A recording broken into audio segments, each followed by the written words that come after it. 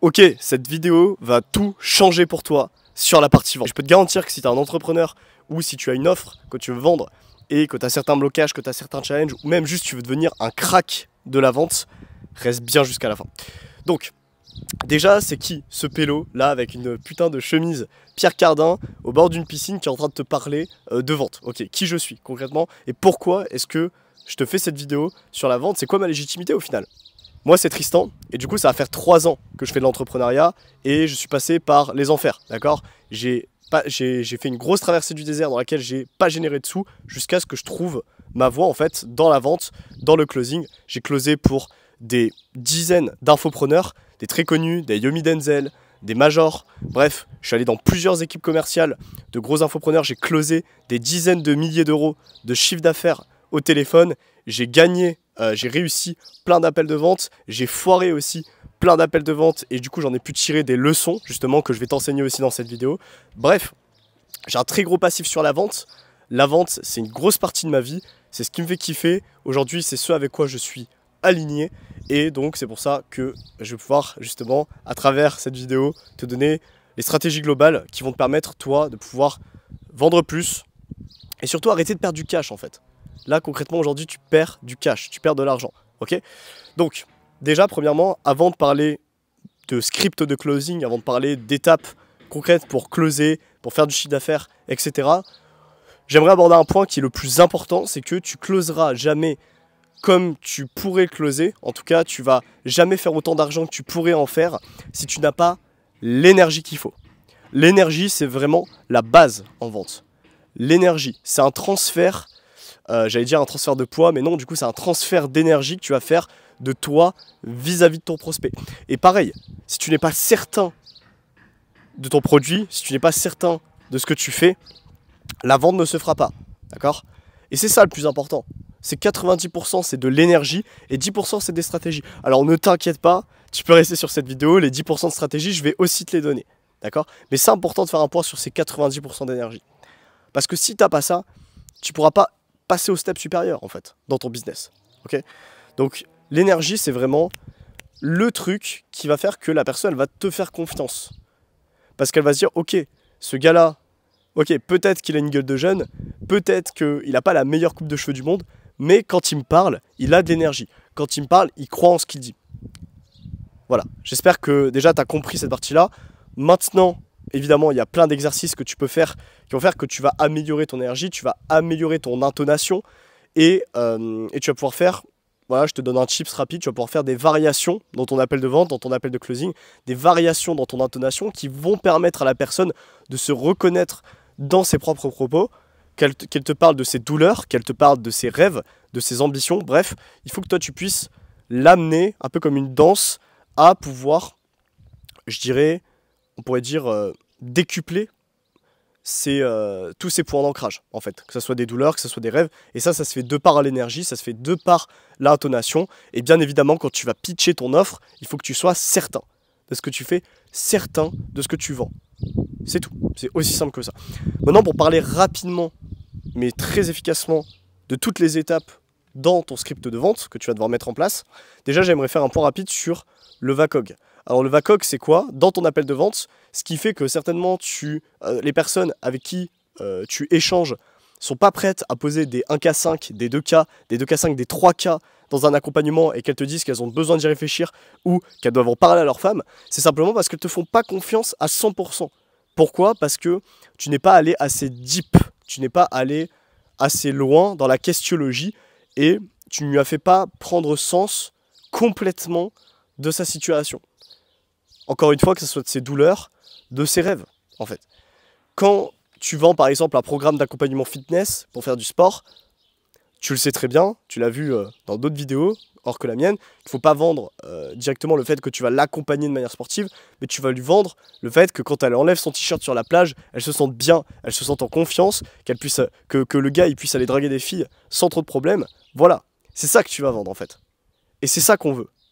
Maintenant, au-delà de ça, c'est bien de le savoir, c'est bien d'en avoir conscience, mais il faut l'appliquer. Et c'est ça le VACOG. Le VACOG c'est quoi? C'est visuel, auditif, olfactif, etc. Bref, ça reprend les 5 sens. Et en fait, c'est se faire se rendre compte à la personne de par de par ton dialecte, de par ton dialogue avec elle, que c'est plus grave que ça en a l'air, cette situation, ce qui est le cas souvent, et que c'est plus important que ça en a l'air de résoudre son problème. Voilà, c'est aussi simple que ça. Et donc ça se fait déjà de par la questiologie, donc poser des questions qui sont orientées via les sens. Comment est-ce que tu te sens par rapport à ça? Que penseraient tes proches de cette situation?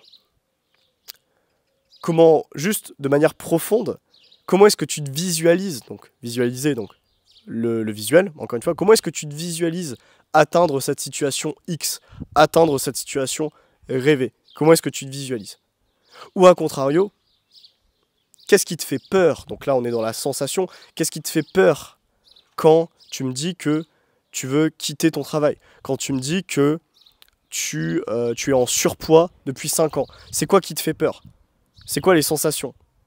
Voilà, c'est vraiment aller toucher au plus de sens possible de par le dialogue et de par la questiologie avec ça. Voilà, donc ça c'était un point rapide sur le VACOG. Maintenant, par rapport au script, on va directement aborder les 7 étapes du coup de ton script de closing qui sont indispensables si tu veux arrêter de perdre du cash aujourd'hui avec ton business. En number 1, on a la connexion. La connexion, c'est quelque chose qui peut paraître bateau, mais que la plupart des closers ne savent pas faire. D'accord? C'est simplement arriver à connecter de manière profonde avec le prospect. Et de manière profonde avec le prospect, ça veut dire quoi? Ça veut dire pas parler de la pluie et du beau temps. Alors oui, ça peut être bien pour entrer dans le vif du sujet avec lui quand tu commences ton appel, quand tu commences ta visio. Maintenant, au-delà de ça, c'est ton prospect doit être ton meilleur ami en fait. Ça doit juste être ton putain de meilleur ami dans l'appel.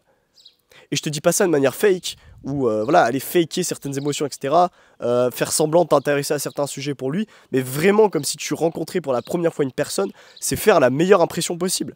Et pour ça, rien de mieux que réellement et sincèrement s'intéresser à sa situation, de réellement lui poser des questions, de pouvoir lui faire des blagues, bref, de refléter ta personnalité au travers des premières secondes, des premières minutes de l'appel. Voilà. Ensuite, au-delà de la connexion, maintenant, on a la phase de cadrage. Cadrage, je vais être simple, concis, efficace, parce que j'aime bien ça. Le cadrage, c'est quoi? C'est simplement donner la direction à la personne de comment va se passer l'appel. Voilà, c'est juste aussi con que ça. C'est tout. Ensuite, une fois que la phase de cadrage a été faite, tu peux, j'aime pas trop parler un peu en bullet point, mais c'est hyper important pour toi. Donc, connexion, cadrage, et ensuite, phase de creusage de douleur. Pourquoi? Surtout en B2C, il faut que vraiment le prospect se rende compte de son problème en fait. Et encore une fois, la questiologie, c'est la meilleure technique, je dirais, pour réellement se faire rendre compte à la personne qu'elle a un problème, que c'est important pour elle de le changer, et que également c'est urgent aussi pour elle de changer ça, clairement. Donc creusage en profondeur des douleurs. Moi je veux, là toi qui regardes cette vidéo, je veux réellement que tu puisses transcender la personne. Et pour ça, il ne faut pas que tu restes dans cette phase haute de l'iceberg. Il faut que tu puisses rentrer en profondeur de l'iceberg. Et pour ça, il va falloir aller poser des questions, utiliser le VACOG, et poser des questions de plus en plus deep, réellement comme si tu t'imaginais creuser dans l'appel. C'est vraiment le plus important. D'accord? Poser des questions deep, aller toujours en profondeur. C'est pas juste simplement, ok, pourquoi est-ce que tu es avec moi dans cet appel? Ah, je suis avec toi dans cet appel parce que je veux changer ma forme physique, parce que je veux perdre du poids, parce que je veux prendre de la masse. Ça va être, réellement, ça peut être des questions du type, ok, ça fait combien de temps réellement que tu vis ça, Sébastien?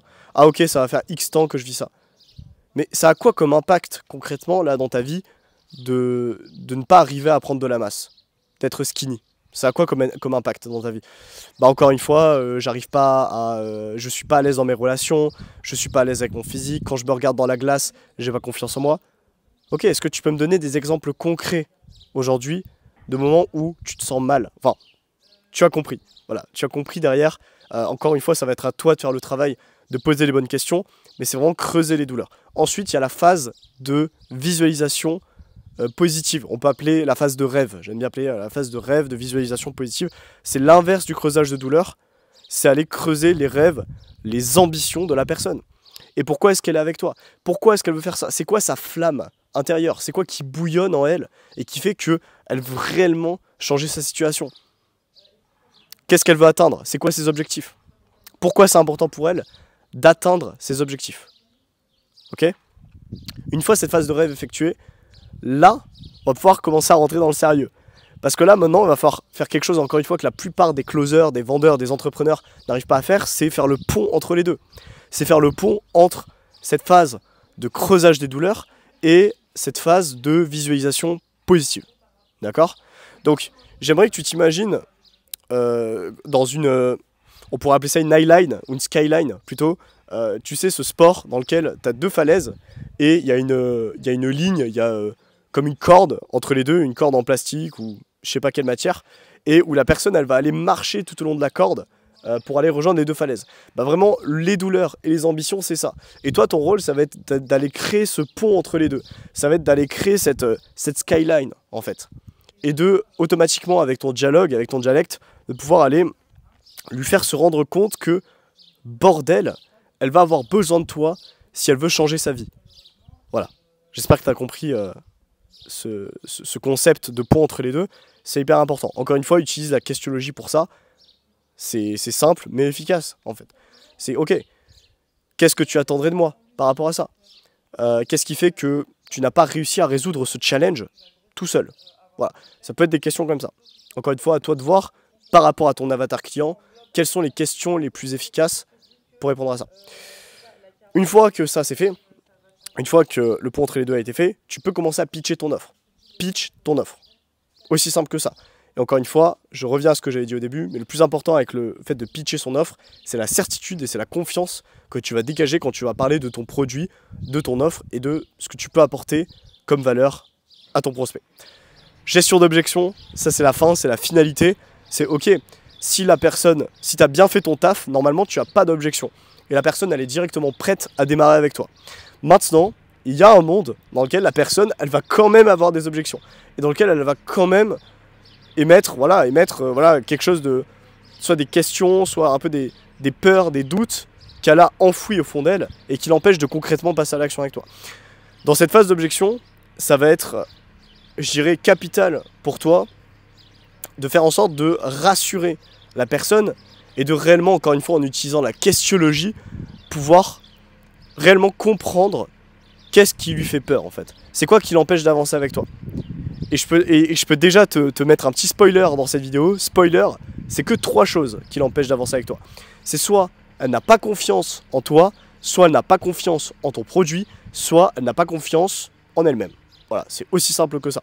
Et de par la questionologie, d'ailleurs je vais te mettre juste en dessous une liste de 10 questions magiques à poser en phase d'objection notamment, qui vont être game changer pour toi et qui vont faire en sorte que tu n'auras plus jamais de problème avec des objections, avec des j'ai besoin d'y réfléchir, avec des je dois en parler à ma femme, etc. Parce que tout ça c'est de la façade. Tout ça c'est un écran de fumée et ça peut être contourné, ça peut être combattu, je pourrais dire, avec un échange intéressant et surtout avec des connaissances approfondies sur la gestion d'objections. D'accord? Voilà, cette vidéo est terminée. Va bouffer le monde, parce que moi je vais aller le bouffer et je vais tous vous fumer en fait. Bref, juste regarde les 10 questions et on se retrouve très vite.